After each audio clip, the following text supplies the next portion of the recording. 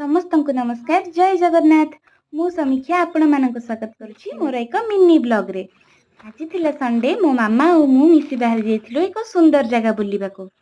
सुंदर जगह माने हम ढेंकानाल टाउन थारु मात्र 5 किलोमीटर दूर रे ही अवस्थित, जार ना हेउछि जतननगर। जतननगर विषय रे कहिले तो एबे सरीबनी, हेले मु अल्प बहुते आपण माननकु जणाई देउछि।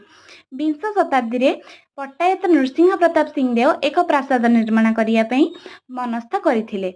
हेले एही प्रासाद निर्माण हो एबे भग्न अवस्था रे हम ढेंकानाल इतिहास रे जोड़ी हे जाइछि।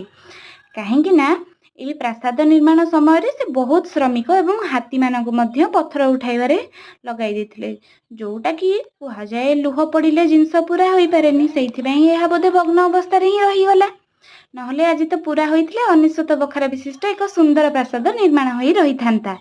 हौ हौ सांग माने एबे कहिले तो बहुत कहूथिबी। देखंतु मो मामार जेहेतु फास्ट टाइम एटी जगह को जिबार थिला, तेणु मु तार छोट छोट वीडियो एवं फोटो मध्य उठाई नैथिली। आउ एहार सुंदर व्यू को ए मोर छोट कैमेरा रे कैप्चर करि देइथिली। देखंतु एहार सुंदर व्यू। आउ एठी सनसेट एते सुंदर थिला।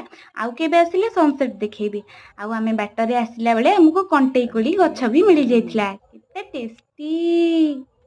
आमे कंटेई कोली खाई फेरिया बाटरे हमकु सत्यसागर पार्क भी मिली जाइथिला। तेणु आमे सेठारे भी किछि टाइम स्पेंड करी किछि फोटो फोटो उठाई चुपचाप घर को निज बाटरे ही पळाई आस्थिलु। रहिली सांग माने, नमस्कार। जय जगन्नाथ।